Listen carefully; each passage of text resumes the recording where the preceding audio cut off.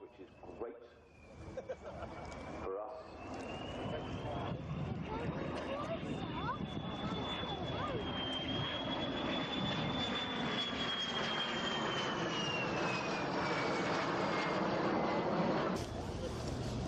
Service with the Royal Air Force went to the advanced flight into the sea or into over the farmland. That's the idea.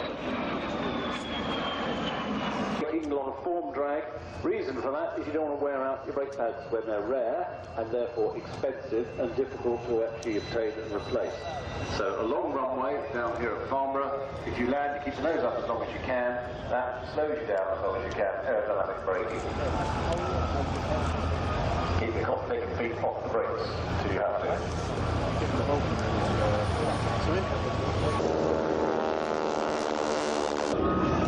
Actually, that noise, that rasp on the takeoff, that's because and you're not half as pretty as these girls on the wing anyway.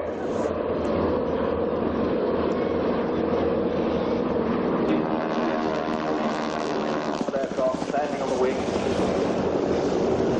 Vic Norman, who set the whole thing up, who's been doing this sort of thing for over 25 years.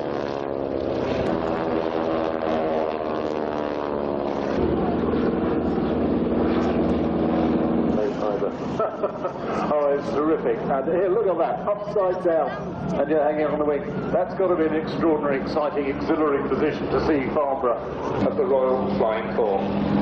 Well, with the outbreak of the Great War in August 1914, it marked years later. As you can see now, the valley is gone. We built this as heavy as the original pilot travelled to France in August 1914, barely a handful survived. One with a black and white snake motif on the fuselage, and I think that's the one that's chasing the Saltwood Triplane at the moment.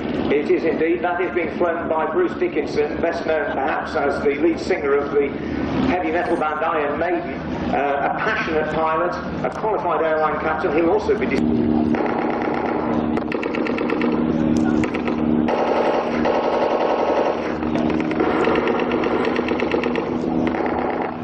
great wave to the pilots who've been working very hard in these quite thermic conditions.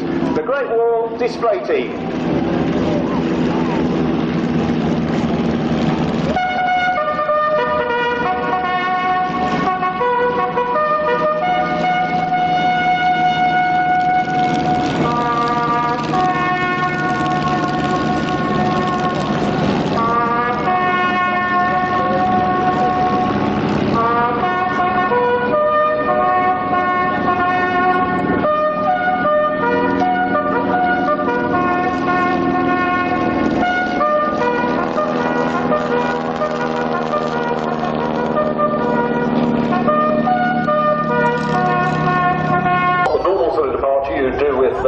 Passengers.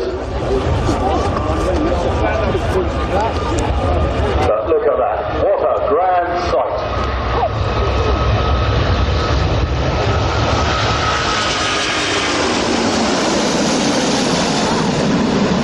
Big climb away. And if that's not an impressive departure, watch the Airbus now going into a high angle of bank. As I said, not the sort of manoeuvre you do with Granny down the back with a gin and tonic in her hand. The village is a little bit further back from the street, but it's you know, this one is around about over 500 passengers in a 3-class configuration. You can also have it as a VIP kit, so you can have, you know, dining areas, showers, tables. Now, looking up now, very fast. Keys move, we want the runway and the A4. This is the A400M from Airbus Defence and Space. Version 10 aircraft from the Turkish Air Force have also been delivered to the United Kingdom. Now that means the production. I always thought these aircraft were quite cumbersome. To see this one sort of move around, do you know what I mean? You sort of imagine. I'd love to see that. It must be something on YouTube. I find some footage. You can stick in on the Here it comes. Touching down, looking at the big screens. Close on the gear, there you are, all those weights going down on the 400. Look, you see him go. Service, the Atlas.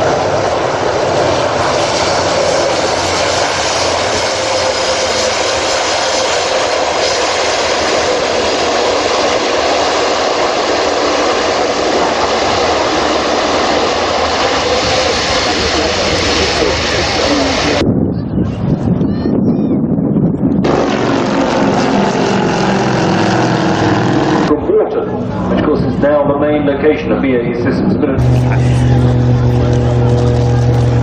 In front of us, and one roll up into a tumble. Now that is it. End over end, side over side. Cockpit now is full of smoke. So he has to open the little air vent to get the smoke out so you can see where he's going to go next. Roll 1, 2, 3, 4.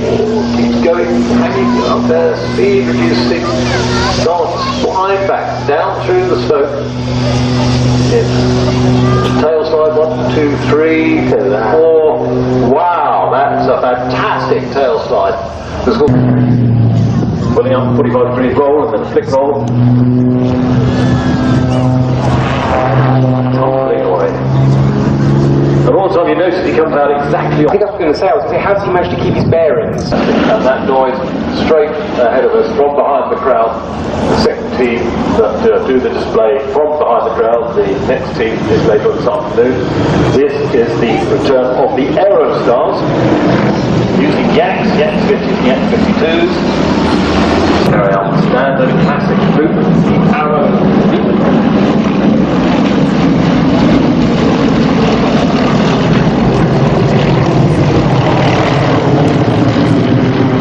Nice tight radius move, back through your own smoke. All the way, slow, slow, slow, hanging there now, sliding back down through his own smoke. Weight of gravity getting affected the engine, diving back towards the ground. This time get ready with your cameras, because as they come over the top, the 5 will split into the bomb burst.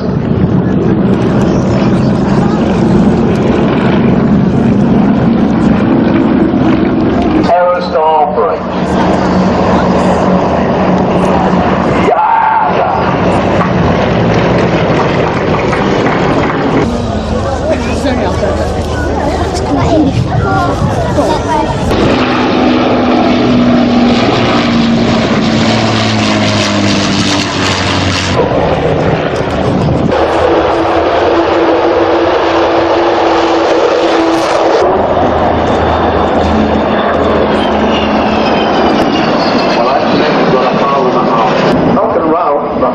The Vulcan hull is unique to this aircraft.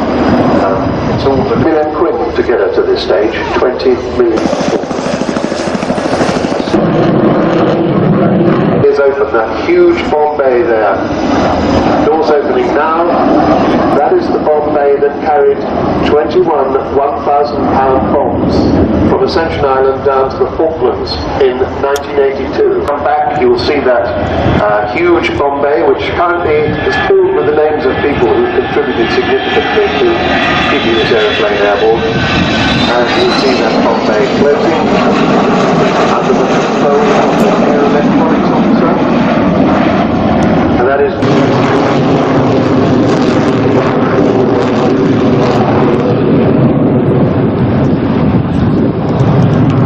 the braking parachute, which is a shame because that's rather exotic, but he will, I'm sure, keep the nose right up.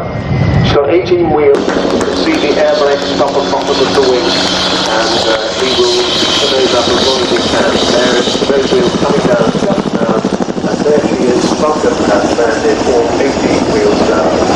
Please do go to the Vulcan village off to the left and do whatever you can to give them some money. Military version, next generation. Darling, what have I just said? Sorry, it didn't really look like an airline. That could get extended once in flight. Thanks. Yeah, cost over 10 or 1,200 nautical miles from place. And there on the big screen you can see much like a boat in yep.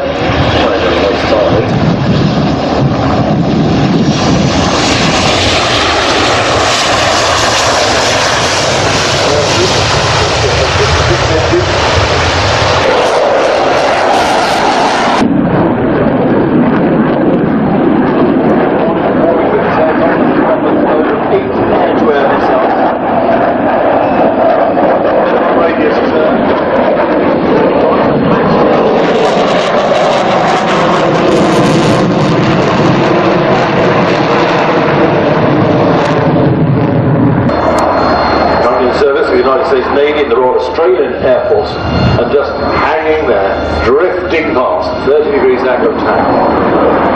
Now, head end of the runway will come the afterburners to carry the way straight. I think he's going to do it. Got to speed up.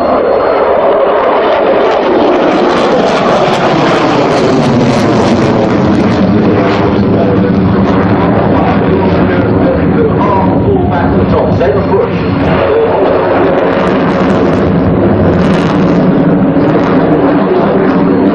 Towards ground he comes. In a moment. There it is, hard stick pull. Now straight down towards the ground. Accelerating all the way, getting ready for a sharp pull at the bottom. Down, down, now pull. Whoa, the G coming on. Wow, the square loop.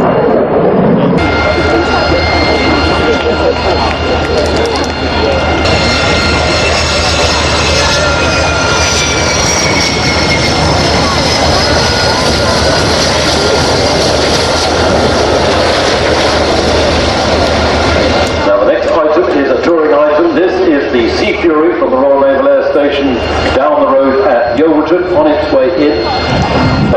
This wonderful, unique sound of the Sea Fury.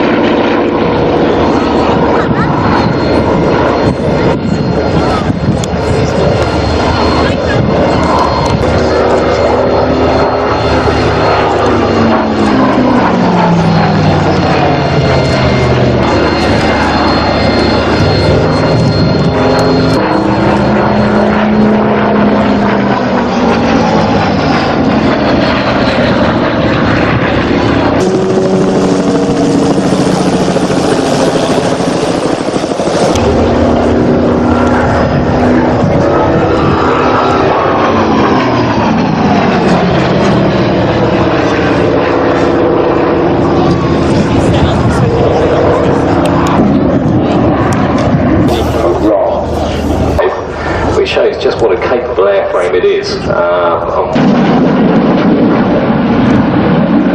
And strips from clearings inwards and gets up vertically in and out. It's an awful lot of power needed.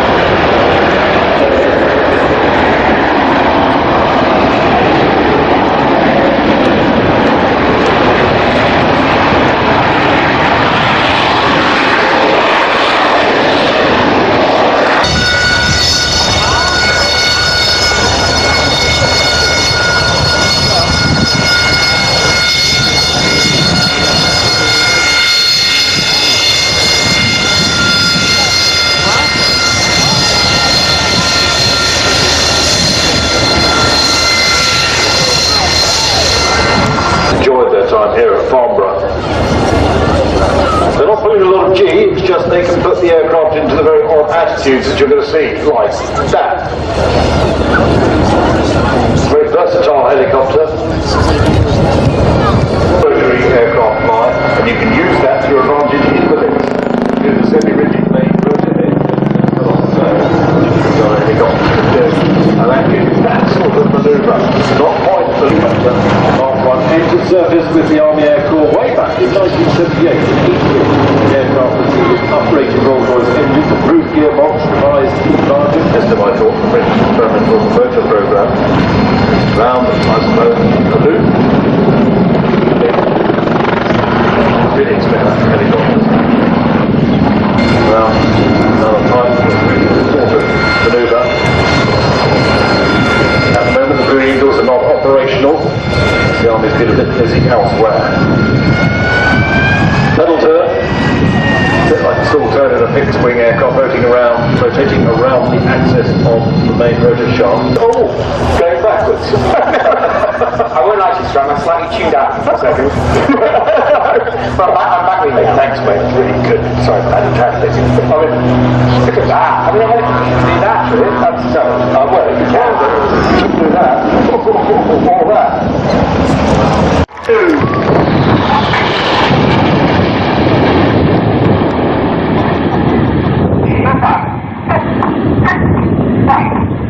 Red 1 pulls them up into that loop and now calls them into short diamond. You'll see the aircraft now collapse to around 6 feet away from each other as they reach a height of 6,000 feet and fall away short diamond formation. Leading the formation is Red 1, he's squadron leader Jim Turner. It's his third and final year as the team's leader. He's a former Jaguar pilot, but he's very experienced in the display world, having displayed the Jaguar, spent 3 years previously with the Red Arrows, including leading the Synchro pair. More recently, he was the official advisor for the Royal Saudi Air Forces.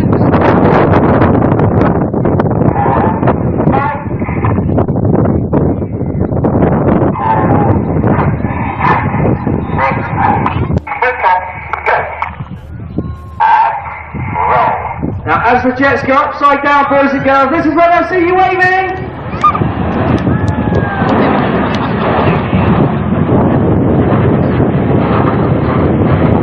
When the Red Arrows formed back in 1964 for their first season in 1965, the aircraft they used was the P-8 Poseidon. That was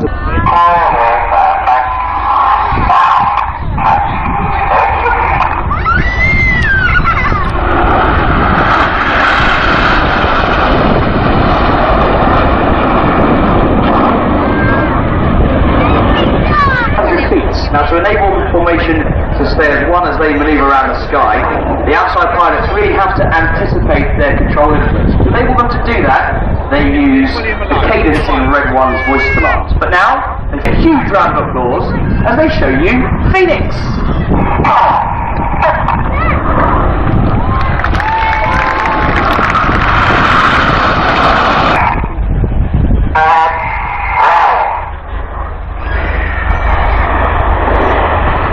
Big wave, boys and girls!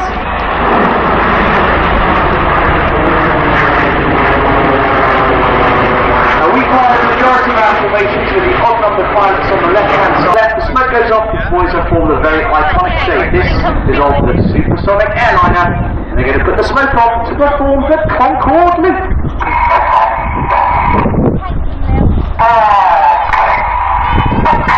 Pull up at 4G and 400 miles an hour.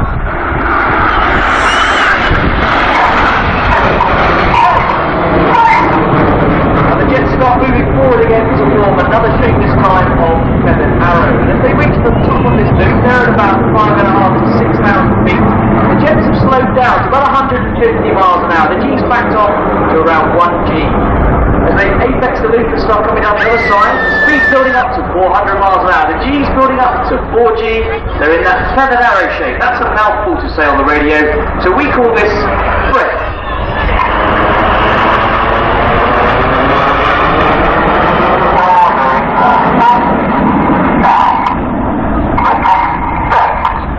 The end of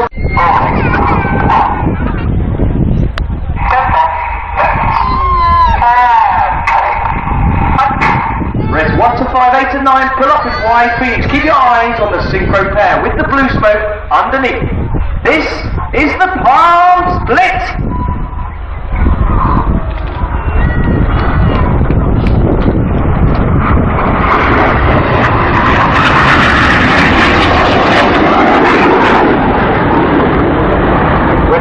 Changing from blue to white on the left-hand side is Red 6. He's the leader of the synchro pair. Flight Lieutenant James McMillan. He actually grew up in New Zealand, but he transferred to the Royal Air Force in 2002, becoming a Hawk instructor and Harrier pilot. It's his third and final year as a Red Arrow. On the left, he's chased down by Red 8. Looking right with the smoke on is Red 7, and he's followed by Red 9. Now, these four aircraft are now descending, and they'll be closing at 850 miles an hour. Get your cameras ready. This is the amazing Jippo Pass.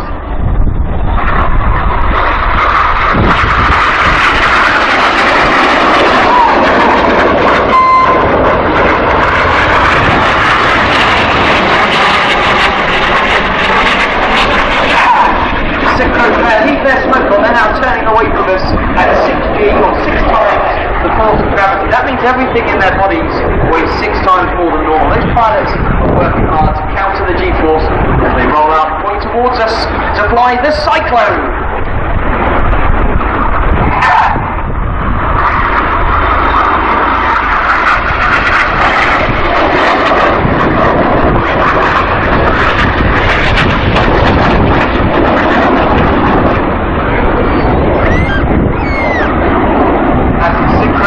Slingshot out to the front, we need to look to our left for Enid. The wings of Enid drop down to form an inverted V shape, but if you look to your right, coming down the runway is a low jet, that is Red 9. He's now going to perform the Goose.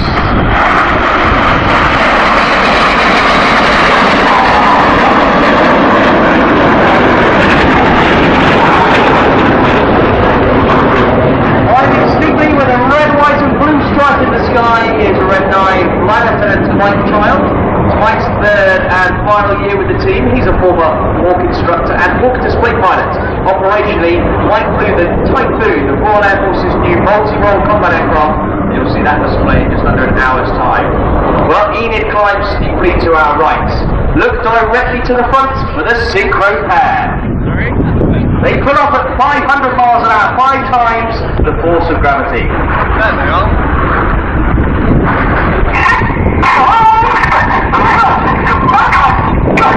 You reach a height of just under 7,000 feet. The red smoke comes on as they get ready to draw a heart. Now keep your eyes to the top left of the heart. Here comes another jet to add a final touch. His smoke comes on. This is Red 8 Flight Lieutenant Martin Kurt. Kurt's third year with the team. The former Hawk instructor and display pilot and Harrier pilot. Bertie has asked me to say hello to his lovely wife Susie, their son Fraser, and Susie's twin sister Rachel and her friends and family. So, Susie and Rachel, this heart is for you. The synchro pair are coming back. They're going to descend to their display height of just 100 feet. And they're going to...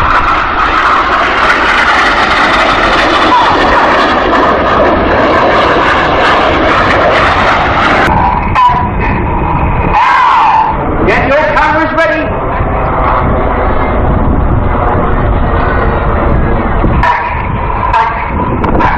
This is the vertical rate.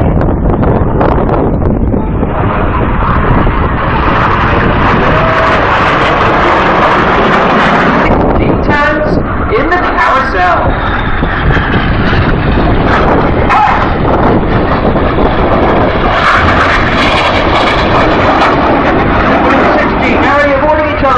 Watch how the pilots swap their smoke cover at each of these 3 crosses using the aircraft's control column, and on which there are the individual colour control buttons.